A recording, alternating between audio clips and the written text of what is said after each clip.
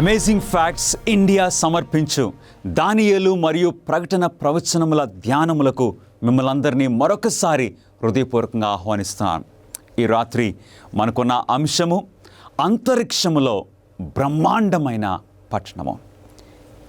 ఈ అంశం గురించి మనం తెలుసుకోవాల్సిన విషయములన్నీ కూడా ఈ పుస్తకంలో మీ కొరకు పొందుపరిచి ఉన్నాము.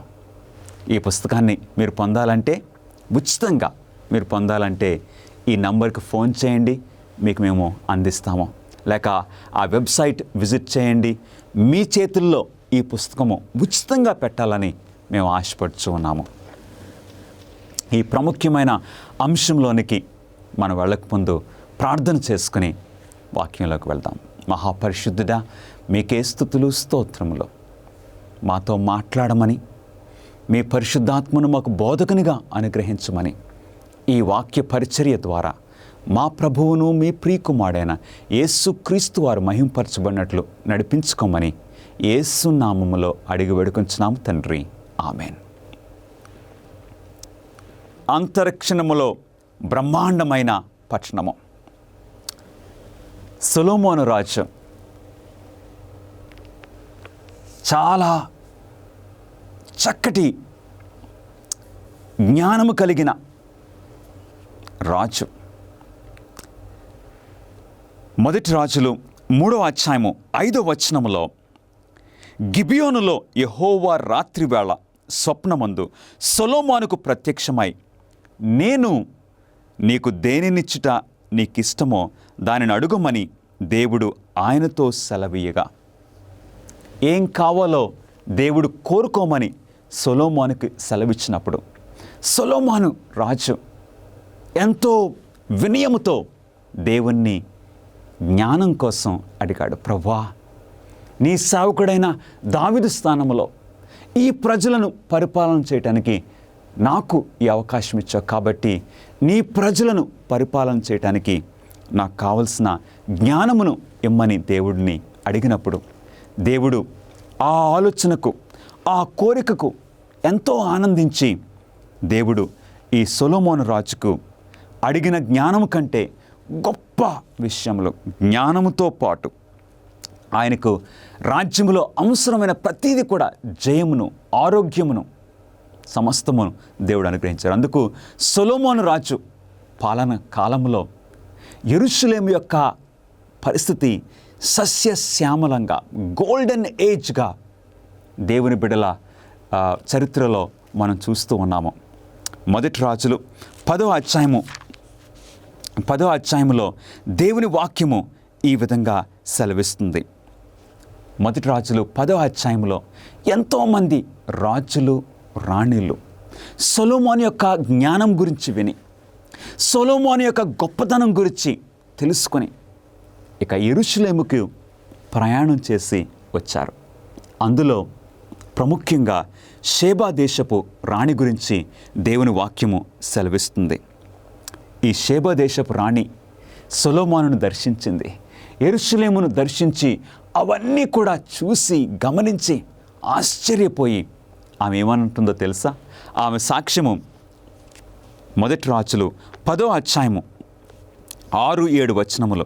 రాజుతో ఇట్లనెను, నీ కార్యములను గూర్చియు జ్ఞానమును గూర్చియు నా దేశమందు నేను వినిన మాట నిజమే.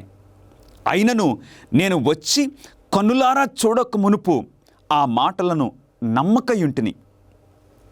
ఉన్నదానిలో సగమైనను నాతో చెప్పబడలేదని ఇప్పుడు నేను తెలుసుకొనిచున్నాను. నీ జ్ఞానమును నీ భాగ్యమును నేను వినిన దానిని బహుగా మించి ఉన్నవి. నీ జనులు భాగ్యవంతులు. షేబాదేశపు రాణి ఆశ్చర్యపోయింది. సొలొమోనును కష్టమైన ప్రశ్నలు అడిగింది. సొలొమోను రాజు తెలివిగల సమాధానాలు ఇచ్చి ఉన్నాడు. నిజంగానే యెరూషలేము ఒక చక్కటి సుందరమైన పట్టణంగా సొలొమోను నిర్మించాడు. అయితే ఈ పరిశుద్ధ గ్రంథము మరొక రాజ్యం గురించి మనకు సెలవిస్తూ ఉన్నది. ఆ రాజ్యమును, ఆ పట్టణమును సొలొమోను కంటే శ్రేష్ఠుడు నిర్మించి ఉన్నారు. ఆ పట్టణం గురించి ఈ రాత్రి మనం చూడబోతున్నాము. యేసు తన ప్రజలకు ఏమి వాగ్దానం చేశాను? దేవుని వాక్యము సెలవిస్తున్నది. చదువుదామా ప్రియులరా? నా తండ్రి ఇంట అనేక నివాసములు కలవు, మీకు స్థలము సిద్ధపరచ వెళ్ళుచున్నాను. ప్రభువైన యేసుక్రీస్తు వారు సెలవిచ్చారు. ఇదిగో నేను మీకు స్థలము సిద్ధపరచడానికి వెళ్ళుచున్నాను. నిజంగా ఒక సొలొమోను నిర్మించిన యెరూషలేము కంటే ఆ నూతన యెరూషలేము ఇంకా సుందరంగా, ఇంకా అత్యున్నతంగా ఉంటుంది నా ప్రియ స్నేహితులారా. ఎందుకంటే మన ప్రభువైన యేసుక్రీస్తు వారు సొలొమోను కంటే శ్రేష్ఠుడు. యేసు సిద్ధపరుస్తున్న ఈ స్థలము గురించి మనకి ఏమి తెలుసు? ఏమి విషయాలు మనకు బయలుపరచబడి ఉన్నవి? దేవుని వాక్యం సెలవిస్తుంది. యెషయా గ్రంథము 65వ అధ్యాయము 17వ వచనములో, ఇదిగో నేను క్రొత్త ఆకాశమును క్రొత్త భూమిని సృజించుచున్నాను. యేసుక్రీస్తు వారు సెలవిస్తున్నారు. ఆయన క్రొత్త ఆకాశమును క్రొత్త భూమిని సృష్టిస్తున్నారు.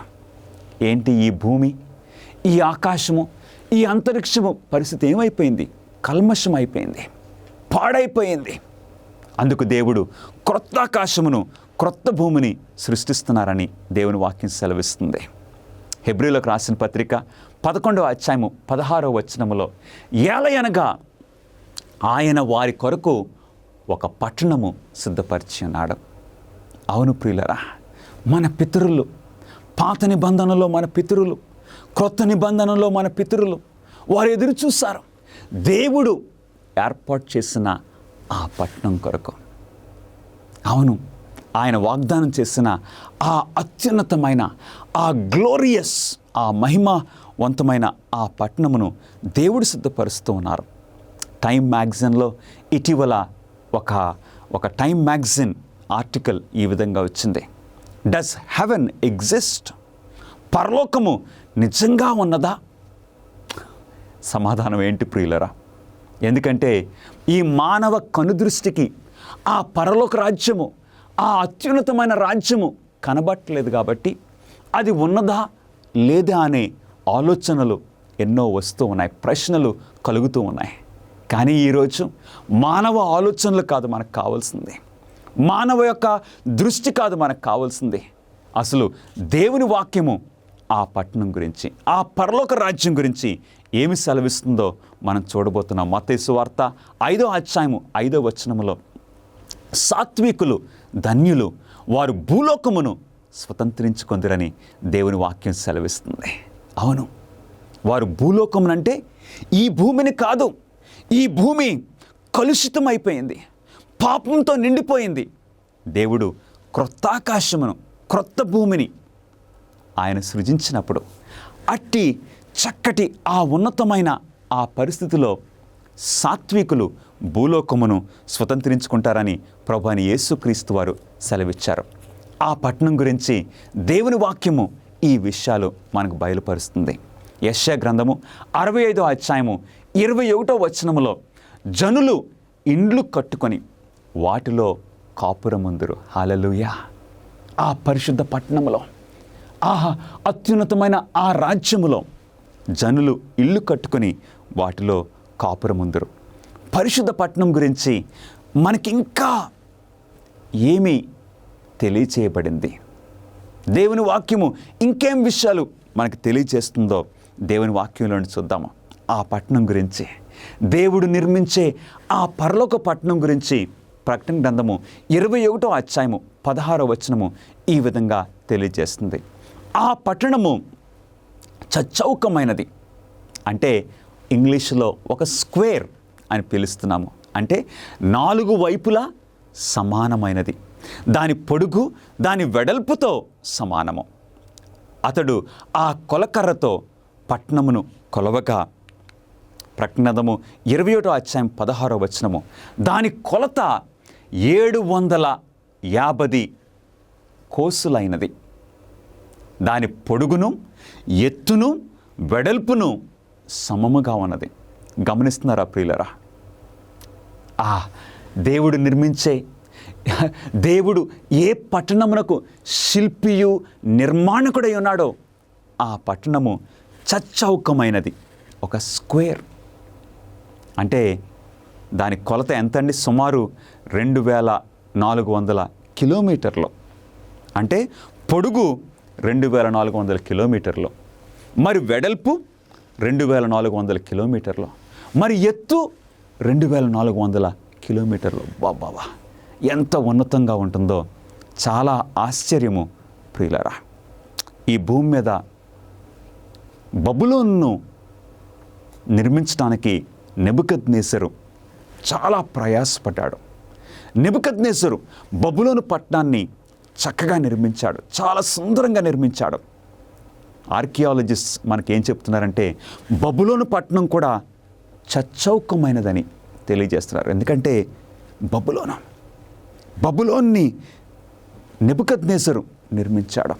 అంత మాత్రమే కాదు, ఆ బబులోను పట్టణము మధ్యలో నుండి ఒక నది ప్రవహించినట్లు నెబుకద్నెజరు యూఫ్రటీస్ నది యొక్క ప్రవాహాన్ని మళ్లించి ఆ పట్టణంలో నుండి వెళ్ళినట్లు నెబుకద్నెజరు చేశాడు. ఈ బైబిల్లో మనం చూస్తూ ఉన్నాము, బబులోను సాతానుకు చిహ్నంగా ఉన్నది. కానీ యెరూషలేము, నూతన యెరూషలేము దేవుని బిడ్డలకు చిహ్నంగా మనం చూస్తూ ఉన్నాము. దేవుని వాక్యము ఈ విధంగా సెలవిస్తుంది. ప్రకటన గ్రంథము 21వ అధ్యాయము 2వ వచనములో యోహానుకు దర్శనములో ఈ విధంగా చూపించబడి ఉన్నది. మరియు నేను నూతనమైన యెరూషలేము అను ఆ పరిశుద్ధ పట్టణము పరలోకమందున్న దేవుని యొద్ద నుండి దిగి వచ్చుట చూచితిని. ఈ నూతన యెరూషలేము, గమనిస్తున్నారా ప్రియులారా? మానవుల చెయ్యి దాని మీద పడదు. ఆ పట్టణాన్ని నిర్మించింది ఎవరో తెలుసా? మన దేవుడు. దేనికి శిల్పియు నిర్మాణకుడై ఉన్నాడో ఆయన ఈ పట్టణాన్ని నిర్మిస్తున్నారు. ఇప్పుడు ఆ పట్టణము పరలోకము నుండి ఈ భూమి మీదకి దిగి వస్తుందని యోహాను చూశాడు ప్రియులరా. యెరూషలేమును ఆ పరిశుద్ధ పట్టణమునకు ఎత్తైన గొప్ప ప్రాకారమును 12 గుమ్మములను ఉండెను. హల్లెలూయా! ఆ పరిశుద్ధ పట్టణానికి 12 గుమ్మములు, చచ్చౌకమైనది 12 గుమ్మములు. తూర్పున ఒక 3 గుమ్మములు, పడమట మరొక 3, ఉత్తరము మరొక 3, దక్షిణమున మరొక 3 మనం గమనిస్తూ ఉన్నాము. ఆ పట్టణపు ప్రాకారము సూర్యకాంతములతో కట్టబడెను. ఏంటో తెలుసా ప్రియులరా?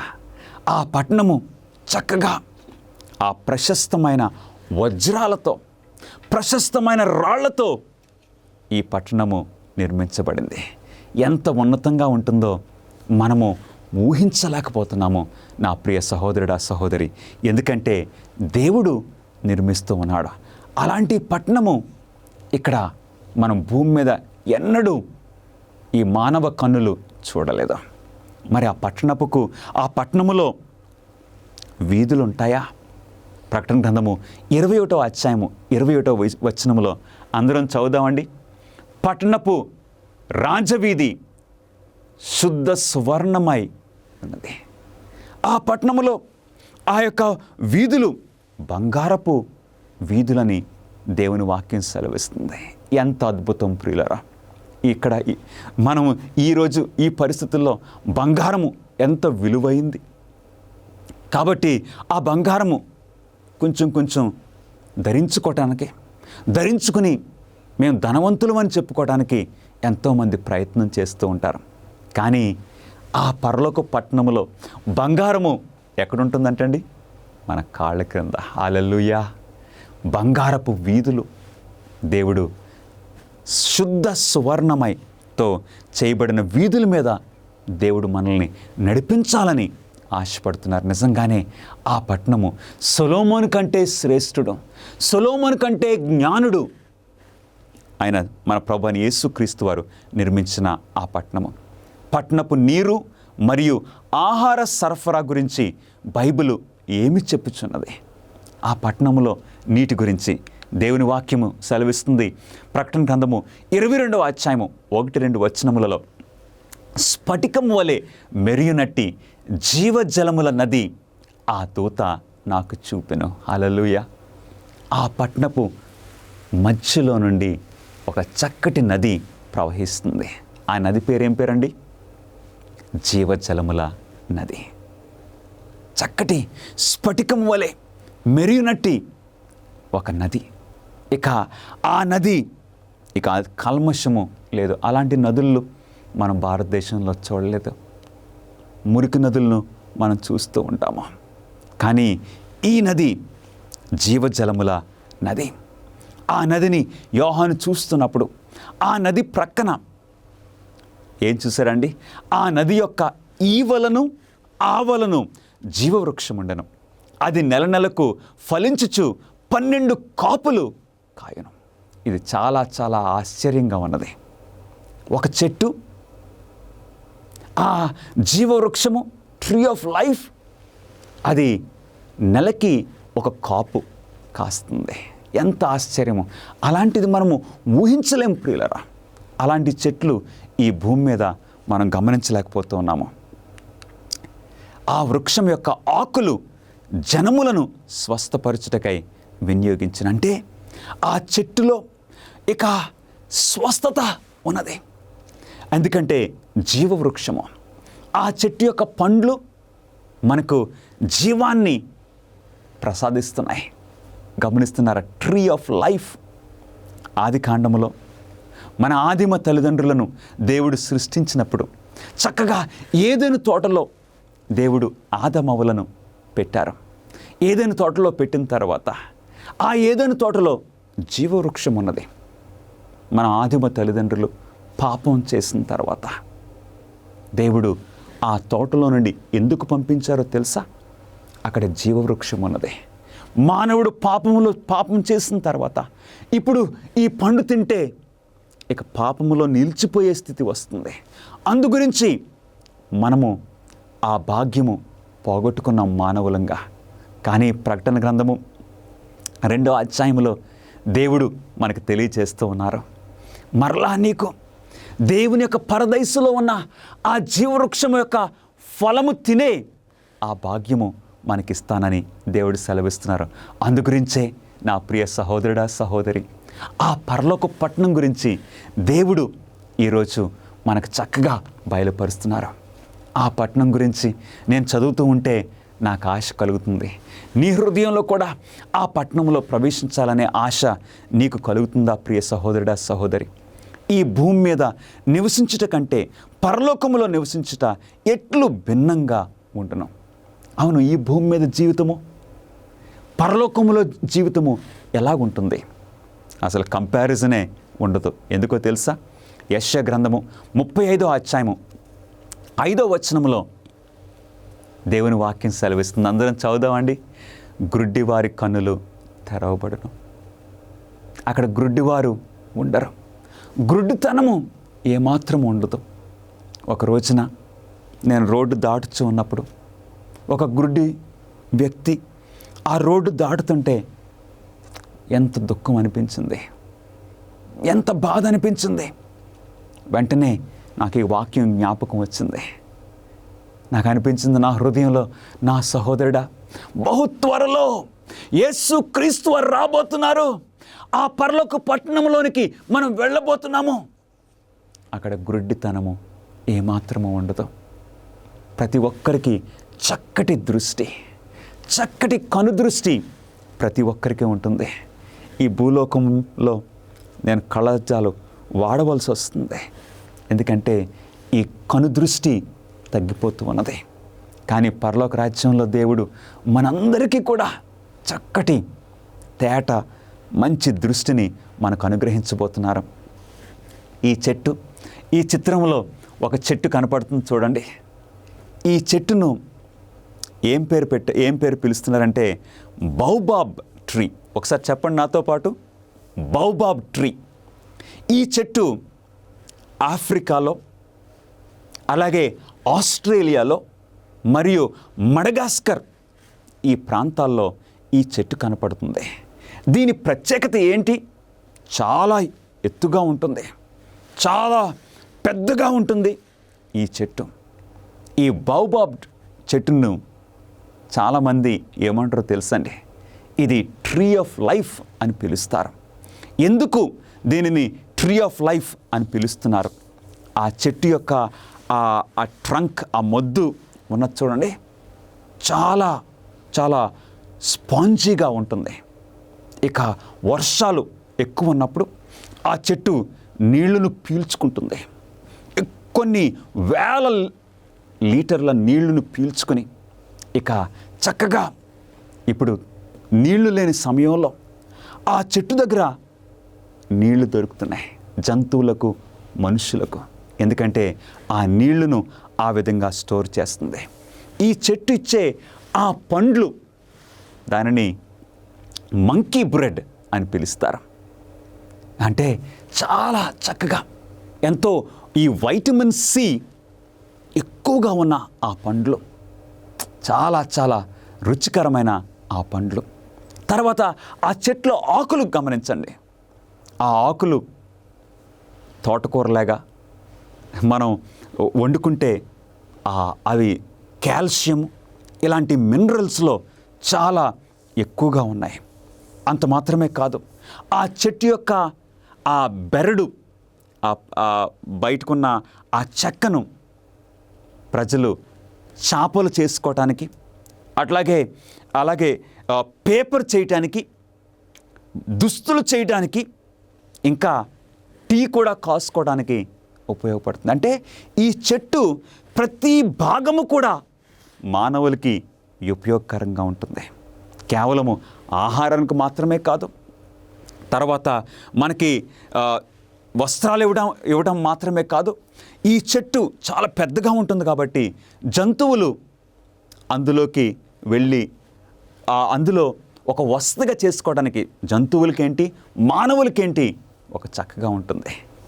ఈ బౌబాబ్, ఈ చెట్టు నిజంగానే ఒక జీవవృక్షము లాంటిదని అనేక మంది పిలుస్తూ ఉన్నారు. ప్రియులారా, ఎంత గొప్ప విషయమో! ఈ చెట్టును చూసినప్పుడు మనం ఆశ్చర్యపోతున్నాము. పరలోకములో అసలైన జీవవృక్షము ఆ చెట్టును చూసినప్పుడు ఇంకెంత అద్భుతంగా ఉంటుంది, ఇంకెంత ఆశ్చర్యంగా ఉంటుంది. పరలోక రాజ్యంలో చెవిటివారి చెవులు విప్పబడును, ఇక చెవుడు అనేది ఉండదు. ప్రియులారా, ఎంత అద్భుతమైన విషయమో! ఈ రోజున పిల్లల్ని సరిగ్గా వారికి వినబడకపోతే మనం ఎంత బాధపడతామో. ఆ పిల్లలు ఏదన్నా హీరింగ్ ఎయిడ్స్ అలాంటివి పెట్టుకున్నప్పుడు ఎంత దుఃఖం కలుగుతుంది. ఈ పిల్లలు ఎంతో భవిష్యత్తు ఉండవలసిన వారు, ఈ విధంగా వారికి కొంచెం ఇలా జరిగిందని మనం బాధపడుతూ ఉంటాం. పరలోక రాజ్యంలో చెవిటి వారి చెవులు విప్పబడును. హల్లెలూయా! అంత మాత్రమే కాదు, యెషయా గ్రంథము 35వ అధ్యాయము 6వ వచనములో కుంటివాడు దుప్పివలే గంతులు వేయును, మోగవాని నాలుక పాడును. మోగవారుండరు, కుంటివారుండరు. ఎంత సంతోషము నా ప్రియ సహోదరి సహోదరులారా! ఎటువంటి అనారోగ్య పరిస్థితులు అక్కడ ఉండవు. యెషయా గ్రంథము 65వ అధ్యాయము 25వ వచనములో అక్కడ జంతువులు ఉంటాయా? అవును, జంతువులు ఉంటాయి. అవి హాని అయినను నాశనమైనను చేయకుండాను. పిల్లలు ఏమాత్రం కూడా భయపడరు. ఎంత సంతోషకరమైన విషయమో! పిల్లలు ఇంట్లో నుండి బయటకు వెళ్తుంటే ఏ కుక్కన కరుస్తుందేమో, ఏ పామున కరుస్తుందేమో అని మనం భయపడుతూ ఉంటాము. పరలోక రాజ్యంలో ఎంత దేవుడు నీ కొరకు, నా కొరకు నిర్మించే ఆ పరలోక పట్టణము ఎంత సుందరంగా, ఎంత అద్భుతంగా ఉంటుంది. ఈ చిత్రంలో మనకు 3 జంతువులు కనపడుతున్నాయి. దానిని BLT అని పిలుస్తూ ఉన్నారు. ఆ 3 జంతువులు, ఒకటేమో బాలు అంటే ఒక ఎలుగుబంటి, మరొకటి ఏమో లియో ఒక సింహము, తర్వాత షేర్ఖాన్ ఒక టైగర్, మనకు పులి, పెద్ద పులి కనపడుతుంది. ఒక వ్యక్తి ఈ 3 జంతువులు అవి చిన్నగా ఉన్నప్పుడు ఆ 3 జంతువుల్ని తీసుకుని వచ్చి ఒకచోట పెంచడం మొదలుపెట్టాడు. ఒక రోజున పోలీసులు ఆ వ్యక్తిని పట్టుకున్నప్పుడు ఆ 3 జంతువుల్ని తీసుకొచ్చి ఒక క్షేమకరమైన ఒక స్థలములో పెట్టడం జరిగింది. అప్పుడు వాటిని గమనించినప్పుడు అవి చక్కగా పెరుగుతూ, వాటిని గమనించినప్పుడు వాటి యొక్క అలవాట్లు చూసి ప్రజలు ఆశ్చర్యపోయారు. ఈ 3 జంతువులు కూడా చక్కగా ఆడుకుంటున్నాయి, ఏమీ ఒకదానికొకటి హాని చేసుకోవట్లేదు. ఎప్పుడైనా కొట్లాడుకుంటాయా? అవును, కొట్లాడుకుంటాయి. మన ఇంట్లో కుటుంబంలో పిల్లలు ఎలాగా కొంచెం గొడవలు పడతారో అట్లాగా వాటిని చూస్తుంటే ఎంతో ముద్దుగా ఉంటుంది. ఒక్కదాన్ని మరొకటి హాని చేసుకోవటము ఈ 3 జంతువుల్లో కనపట్లేదు. ఎందుకంటే ఆ 3 చిన్నప్పటి నుండి కలిసి పెరిగినవి. ఎప్పుడు హాని ఒకదానికొకటి లేకుండా ఉండలేకపోతున్నాయని మనకి తెలుస్తూ ఉన్నది. ప్రియ సహోదరి సహోదరులారా, ఈ భూమి మీదే ఈ జంతువులు ఇలాంటి స్నేహభావంతో ఉంటే పరలోక రాజ్యంలో ఇంకెంత అద్భుతంగా ఉంటుందో మనం ఊహించలేము. నా ప్రియ సహోదరి సహోదరులారా, యెషయా గ్రంథము 11వ అధ్యాయము 6వ వచనం తెలియజేస్తుంది, తోడేలు గొర్రెపిల్ల యొద్ద వాసము చేయును, బాలుడు వాటిని తోలును. ఎంత అద్భుతమైన విషయము!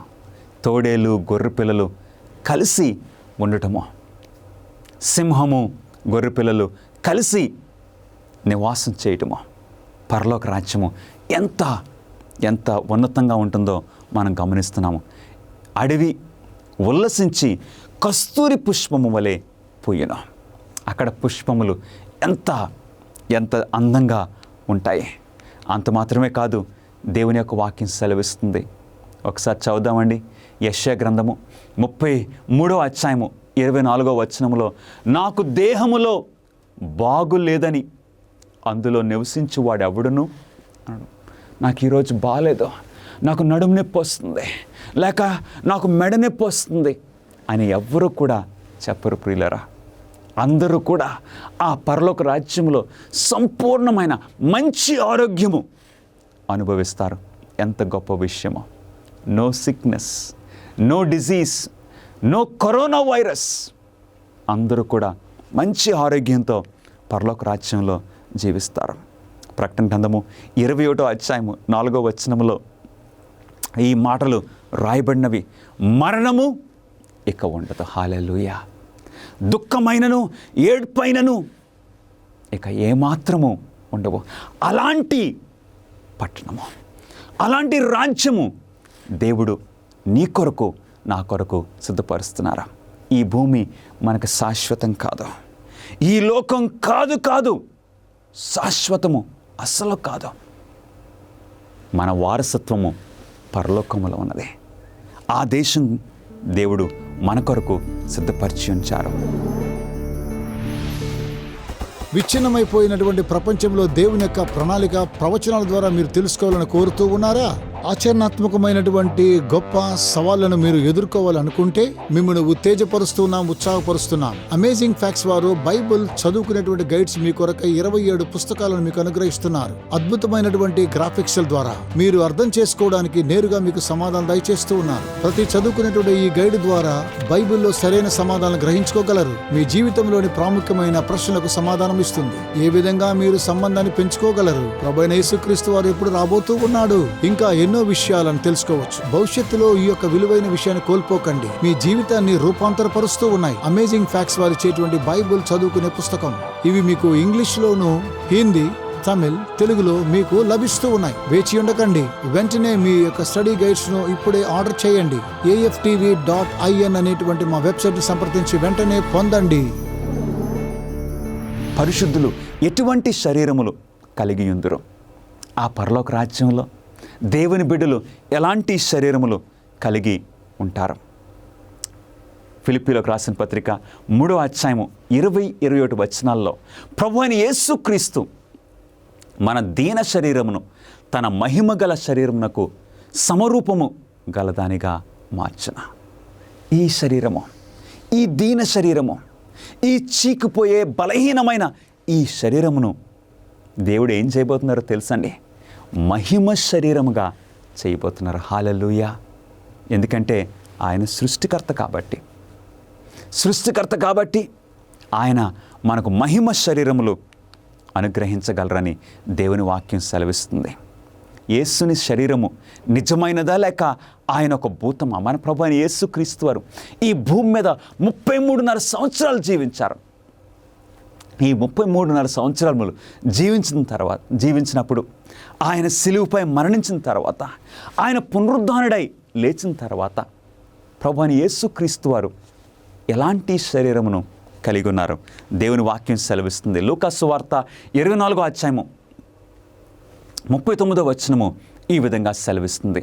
నేనే ఆయనను అనుటకు నా చేతులను, నా పాదములను చూడుడి, నన్ను పట్టి చూడుడి, నాకున్నట్టుగా మీరు చూచుచున్న ఎముకలను మాంసమును భూతమునకు ఉండవని చెప్పాను.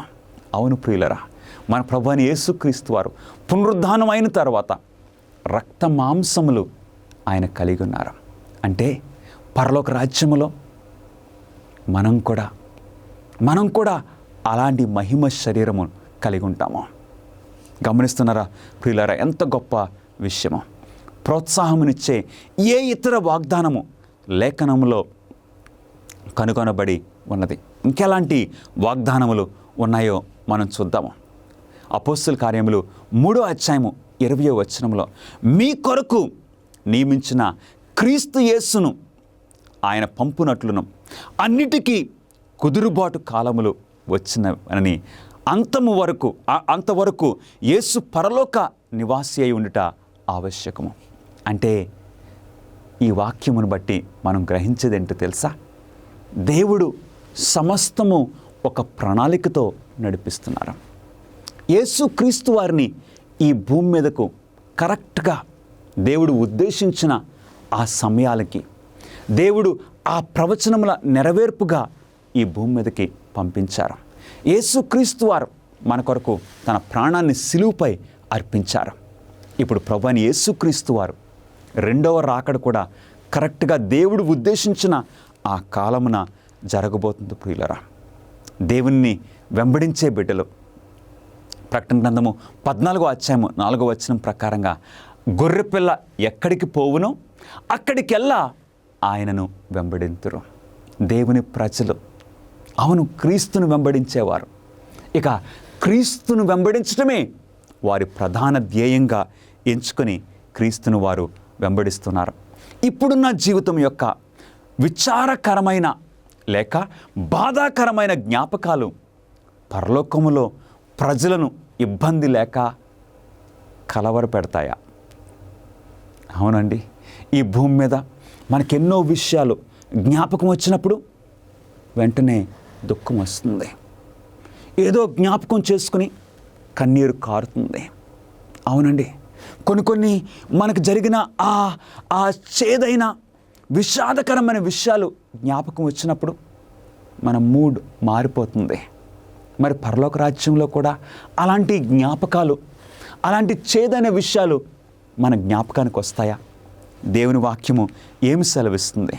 యెషయా గ్రంథము 65వ అధ్యాయము 17వ వచనం అందరం చదువుదామండి. మునుపటివి మరువబడును, హల్లెలూయా, జ్ఞాపకమునకు రావు.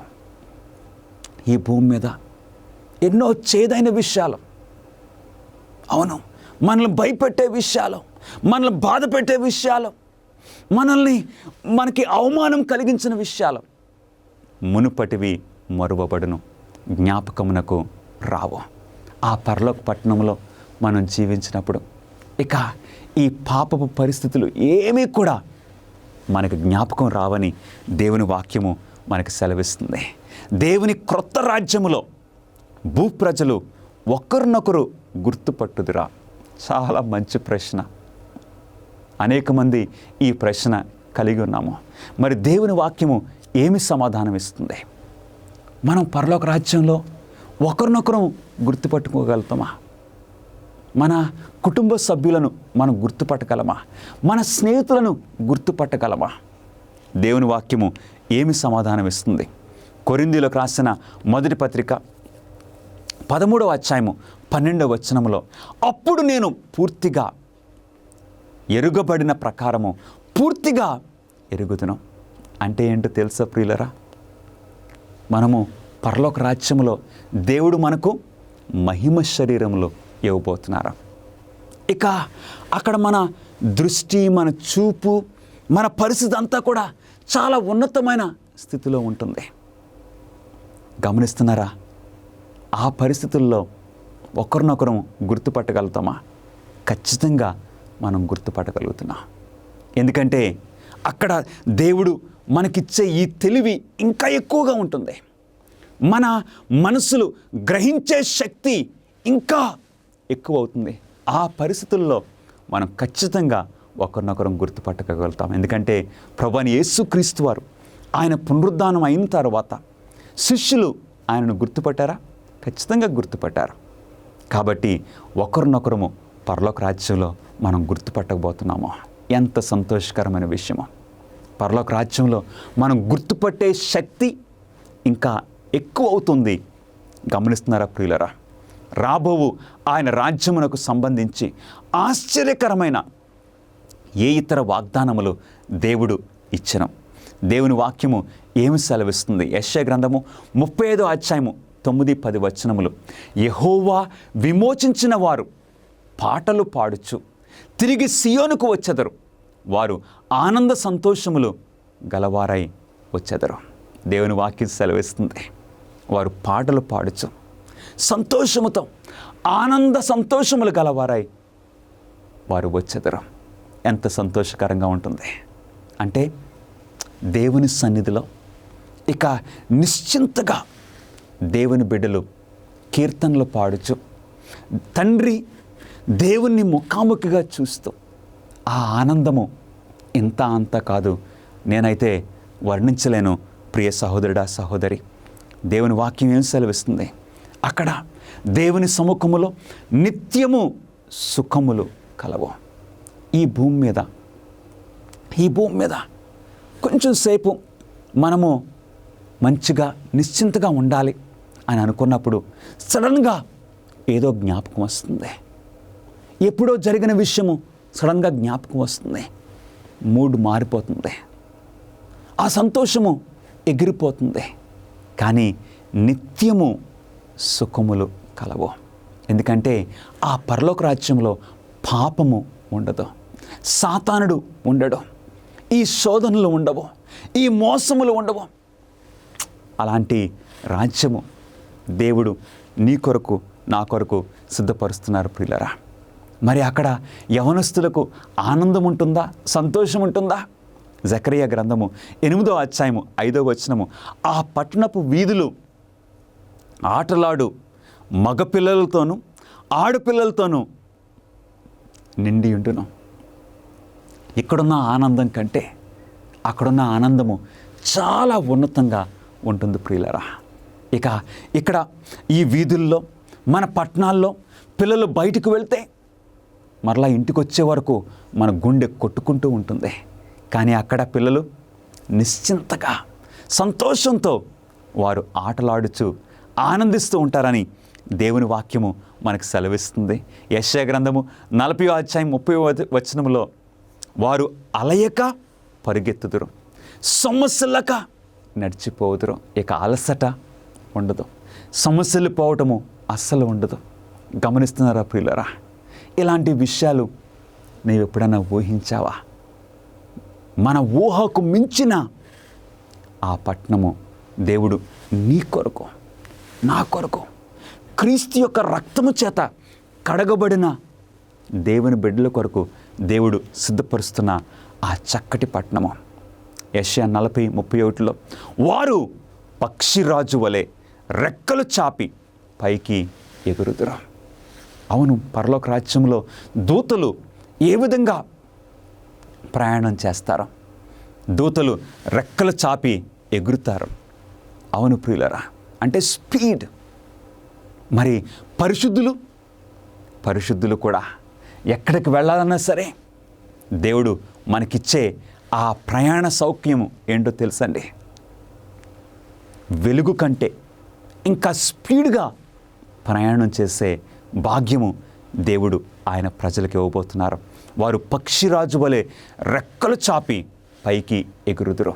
మనము ఒక ఆలోచన ఎంత స్పీడ్గా వెళ్తుందో అంత స్పీడ్గా మనం ప్రయాణం చేసే ఆ శక్తిని దేవుడు మనకు అనుగ్రహిస్తున్నారు.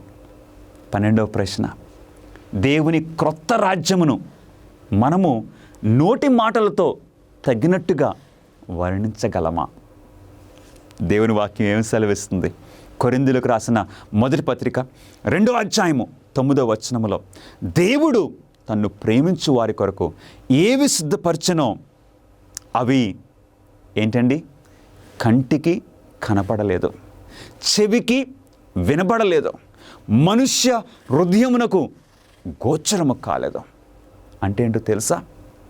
మనం సరిపడా సంపూర్ణంగా వివరించలేము. అందుకే దానిని ఎక్స్ప్లెయిన్ చేయలేము. దానిని అనుభవించాలంటే మనము ఆ రాజ్యంలో అడుగు పెట్టాలి. గమనిస్తున్నారా ప్రియులరా? దేవుని వాక్యంలో ఈ విషయములన్నీ కూడా మనం చదువుతున్నప్పుడు నాకు ఐ ఫీల్ హోమ్ సిక్. ఆ రాజ్యంలో ప్రవేశించాలని నాకు అనిపిస్తుంది. ఎందుకంటే దేవుని యొక్క ప్రణాళికలు అంత ఉన్నతంగా ఉన్నాయి ప్రియులరా. దేవుని క్రొత్త రాజ్యమును గూర్చిన అత్యున్నత బహుమానం ఏమిటి? దేవుడు ఇవన్నీ ఏర్పాటు చేశారు. అవును, అక్కడ బంగారపు వీధులు, అక్కడ జీవితము చాలా సుందరంగా, ఇక అనారోగ్య పరిస్థితులు లేకుండా, మరణం లేకుండా, దుఃఖం లేకుండా ఉంటుంది. అన్నీ బాగున్నాయి, చాలా బాగుంటుంది. కానీ అత్యున్నత బహుమానం ఏంటి? అసలు దేవుడు మనకిచ్చే గొప్ప బహుమానము ఏమిటి ప్రియులరా? ప్రకటన గ్రంథము 21వ అధ్యాయము 3వ వచనం నాతో పాటు చదవండి. దేవుడు తానే వారి దేవుడయ్యుండి వారికి తోడయ్యుండును. హల్లెలూయా. దేవుడు నీకు నాకు ఇచ్చే ఆ గొప్ప బహుమానము ఏంటో తెలుసా ప్రియులరా? దేవుడు మనతో ఉంటారు. దేవుణ్ణి ముఖాముఖిగా చూసే ఆ భాగ్యము మనకిస్తున్నారు. హిస్ ప్రెజెన్స్, దేవుని సన్నిధి మనతో ఎల్లప్పుడూ ఉంటుంది. ముఖాముఖిగా నీ సృష్టికర్తను నీవు చూడొచ్చు, నీ సృష్టికర్తతో నీవు జీవించవచ్చు. దేవుడు తానే వారికి దేవుడై ఉండి వారికి తోడయుండును. ఇట్టి భాగ్యము పాపము రావడం వలన ఆ భాగ్యము మనకు పోయింది, పోగొట్టుకున్నాము. ఆదామవ్వలతో దేవుడు ఎప్పుడు సమయం గడిపేవారు. కానీ పాపం రావడం వలన ఆ చక్కటి సంబంధము తెగిపోయింది. ఈ పరలోక కుటుంబము, ఈ భూలోక కుటుంబము వేరైపోయినవి.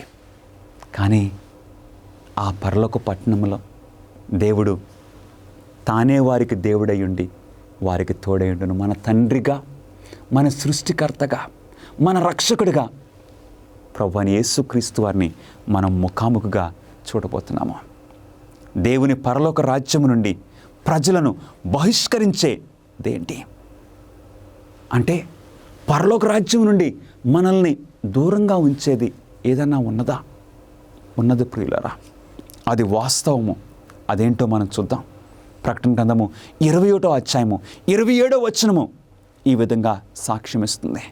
నిషిద్ధమైనది ఏదైనను దానిలోనికి ప్రవేశింపదు. నిషిద్ధమైనదంటే ఏంటి? పాపము ఆ పరలోక పట్టణంలో ప్రవేశించలేదు. గమనిస్తున్నారా ప్రియులరా? నిషేధించబడినది ఏదియు దానిలోనికి ప్రవేశింపదు. పాపము అందులో ప్రవేశించదు. కాబట్టి జయించువాడు వీటిని స్వతంత్రించుకొనను. దేవుడు ఈ పరిశుద్ధ గ్రంథములో ఈ తెలియజేసిన ఈ వాగ్దానాలు, ఈ బహుమానములన్నీ కూడా ఎవరికి ఇస్తారంటున్నారండి? జయించువాడికి. ఎవరైతే పాపాన్ని జయిస్తారో, ఆ నిషిద్ధమైన పాపాన్ని విడిచిపెడతారో వారు ఈ పరలోక భాగ్యములన్నింటినీ కూడా స్వతంత్రించుకుంటారని దేవుని వాక్యము మనకి సెలవిస్తుంది. కాబట్టి ఈ పాపము గురించి నేనేమి చేయగలను? నన్ను ఆ పరలోక పట్టణం నుండి దూరం చేసేది ఏంటి? పాపం. నిన్ను ఆ పరలోక పట్టణం నుండి దూరం చేసేది పాపము. ప్రియ సహోదరుడా, సహోదరి, మరి ఈ పాపం గురించి నేనేం చేయగలను? ఏం చేయగలను? దేవుని వాక్యము సెలవిస్తుంది పాపం గురించి నేనేం చేయాలి. 1 యోహాను 1వ అధ్యాయము 9వ వచనము చాలా ప్రాముఖ్యమైన విషయము. మనల్ని పరలోక రాజ్యం నుండి వేరు చేసే దాని గురించి మనం ఏం చేయాలి? మన పాపములను మనం ఒప్పుకొని ఎడల ఆయన నమ్మదగిన వాడును నీతిమంతుడును గనుక ఆయన మన పాపములను క్షమించి సమస్త దుర్నీతి నుండి మనలను పవిత్రులుగా చేయను. పాపాన్ని ఏం చేయాలి? పాపం గురించి నీవు నేను ఏం చేయాలి? వెంటనే ఒప్పుకోవాలి ప్రియులరా. ఎందుకంటే సామెతల గ్రంథము 28వ అధ్యాయము 13వ వచనములో అతిక్రమమును దాచిపెట్టువాడు వర్ధిల్లడు, కానీ దానిని ఒప్పుకొని విడిచిపెట్టువాడు కనికరం పొందును. అవును నా ప్రియ సహోదరుడా, సహోదరి, నీవు పాపాన్ని దాచిపెడుతున్నావా? ఎవరికి తెలియదులే అని నీవు సమర్థించుకుంటున్నావా? పాపాన్ని గనక నువ్వు దాచిపెడుతున్నట్లయితే దేవుని రాజ్యములో నీవు ప్రవేశించలేవు. అందుగురించి మన ప్రభువైన యేసుక్రీస్తు వారు ఈ సమయంలో నిన్ను పిలుస్తున్నారా, నిన్ను అడుగుతున్నారు, నా కుమారుడా నీ పాపములు ఒప్పుకో, నిన్ను నేను సమస్త దుర్నీతి నుండి నేను కడుగుతానని యేసుక్రీస్తు వారు పిలుస్తున్నారు. ఎందుకంటే ఆయన నీతిమంతుడు, ఆయన నమ్మదగిన వాడు. అందుకు మనల్ని పవిత్రులుగా చేస్తారు. ఆ పాపము నుండి మనం వేరైపోవాలి, మన పాపము నుండి విడిచిపెట్టుకోవాలి. ఈ జీవితంలో మరియు రాబో తదుపరి జీవితంలో విజయమునకు సూత్రమేదని యేసు చెప్పాను. అవును, ఈ జీవితంలో విజయం సంపాదించాలని మనకు ఆశ ఉన్నది. రాబో జీవితంలో కూడా మనం విజయం సంపాదించుకోవాలని మనకు ఆశ ఉన్నది. ఈ రెండిటికి మనకు విజయాన్ని అనుగ్రహించే సూత్రము ఏదైనా ఉన్నదా? ఏదైనా ఉన్నదా? ఉన్నది ప్రియులారా. దేవుని వాక్యం సెలవిస్తుంది. మత్తయి సువార్త 6వ అధ్యాయము 33వ వచనములో, కాబట్టి మీరు ఆయన రాజ్యమును నీతిని మొదట వెతుకుడి, అప్పుడు అవన్నీ మీకు అనుగ్రహింపబడును. ఎంత గొప్ప విషయం ప్రియులారా. దేవుని రాజ్యమును నీతిని మనం మొదట వెతుకున్నప్పుడు అవన్నీ అంటే మనకు కావలసినవన్నీ దేవుడు మనకు అనుగ్రహిస్తారని సెలవిస్తున్నారు. ఇదే సీక్రెట్, ఇదే రహస్యము ఈ జీవితానికి, రాబో జీవితానికి. సొలొమోనును దేవుడు అడిగినప్పుడు నీకేం కావాలో కోరుకో అని సొలొమోనును దేవుడు అడిగినప్పుడు సొలొమోను కోరుకున్నది ఏంటో తెలుసా? ఆయన రాజ్యమును, ఆయన నీతిని.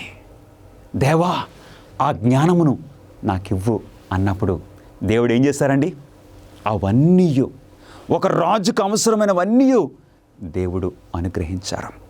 నీ జీవితంలో కూడా ఆయన నీతిని, ఆయన రాజ్యాన్ని వెతకడానికి నీవు ఇష్టపడుతున్నావా ప్రియ సహోదరుడా, సహోదరి?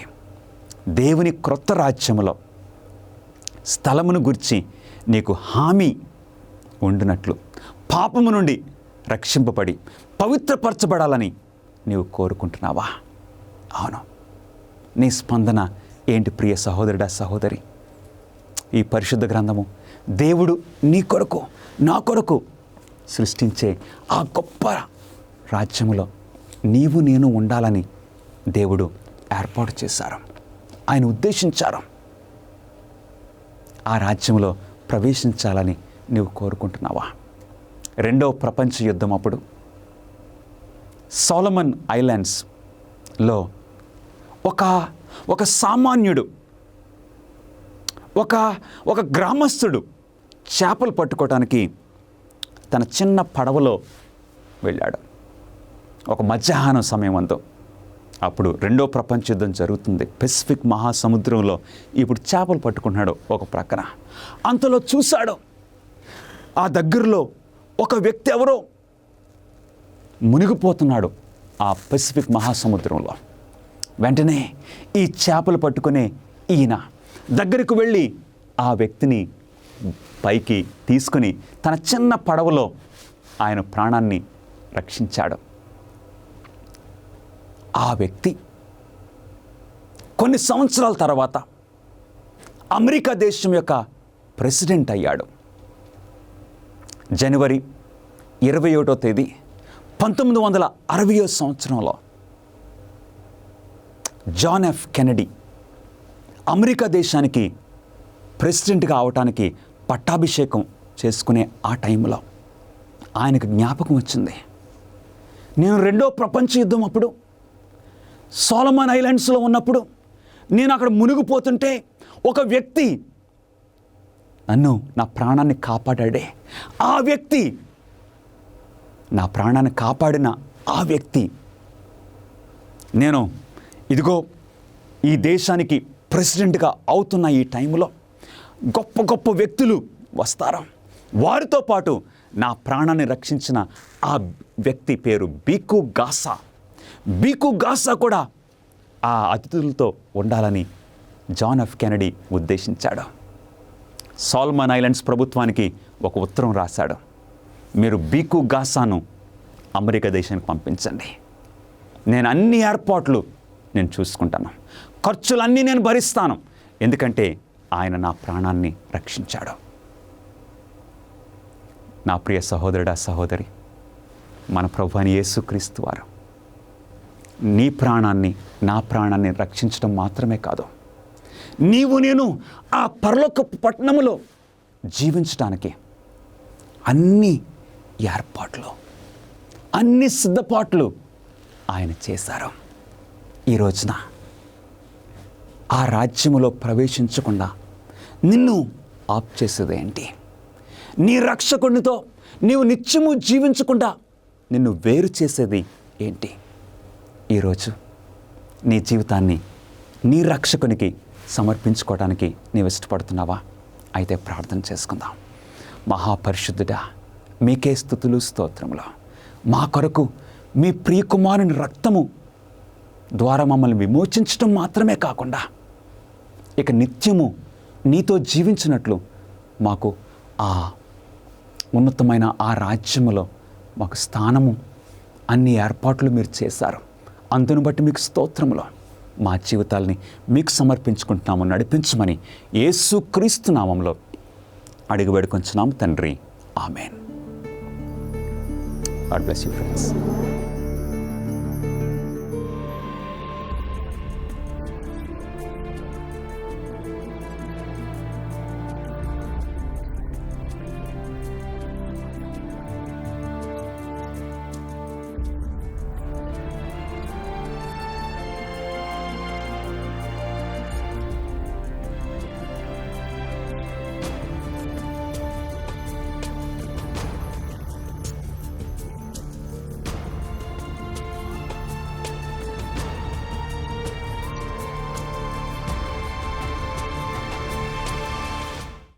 క్రీస్తు తిరిగి వచ్చినప్పుడు ఎలా ఉంటుందో మీరు ఎప్పుడైనా ఆలోచించారా? అమేజింగ్ ఫ్యాక్ట్స్ తో సౌందర్యమైన దృశ్యాంతాలతో నుండిన 50 పేజీల మ్యాగజైన్ మీకు అందిస్తున్నాం. తిరిగి త్వరగా రానున్న ఆయన రెండవ రాకడ గురించి, ప్రధాన అంశాల గురించి పుస్తకం మాట్లాడుతుంది. రహస్య రాకడ లేదా రహస్యంగా కొనిపోవడం అంటే ఏమిటి?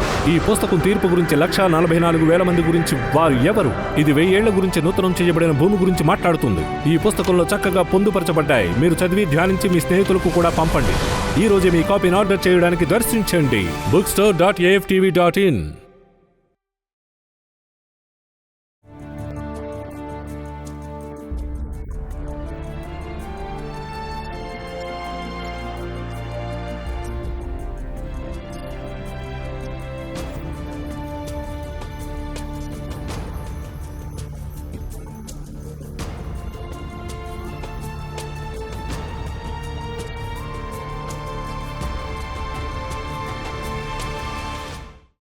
జీవితం అదెక్కడి నుండి ఆరంభమైంది, అది కాలక్రమేణా నెమ్మదిగా పరిణమిస్తూ వచ్చిందా? అమేజింగ్ ఫ్యాక్ట్స్ ఇండియా సమర్పిస్తుంది డైనోసార్ మరియు పరిణామవాద సిద్ధాంతంపై ప్రతి జీవిని ఒక సృష్టికర్త సృజించనని నమ్మే సిద్ధాంతం యొక్క అభిప్రాయం పిల్లలు పెద్దలు ఇద్దరికి అనుగుణంగా ఉండేలా రూపొందించారు. సరికొత్త తమాషా అయిన పుస్తకం. ఇందులో మీరు కణాలు, ఉత్పరివర్తనలు, జైంట్స్ యొక్క మూలాలు మరియు డైనోసార్ల యొక్క ఆవిర్భావం గురించి తెలుసుకుంటారు. మీ పిల్లలు ప్రత్యేకమైన బొమ్మలు, దృశ్యాలు మరియు రంగురంగుల పేజీలను చూసి ఖచ్చితంగా ఆకర్షించబడతారు. పిల్లల కోసం ఓ కాపీని తప్పకుండా తెప్పించండి. సరదాగా చదవటం, చేయటం లాంటివి మీకు ఇష్టమా?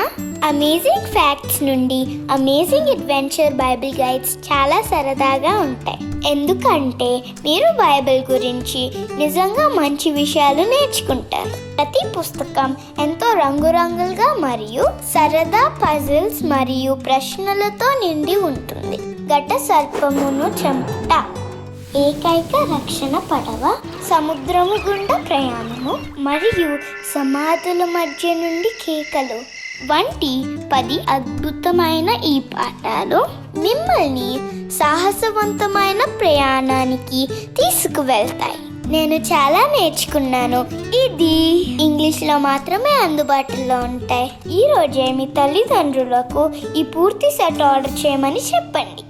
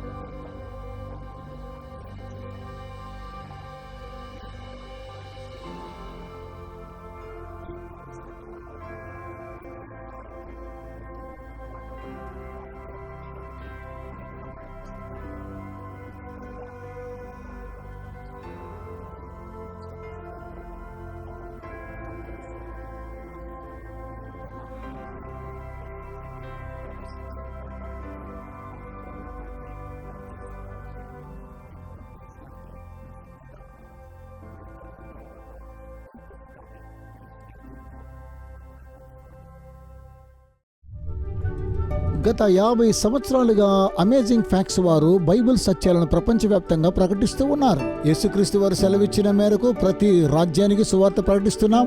రాజులకు, ఆయా భాషలు మాట్లాడే వారికి, మీరు మా కోసం చేసే ప్రార్థనలకు, సహకారానికి వందనాలు తెలియజేస్తున్నాం.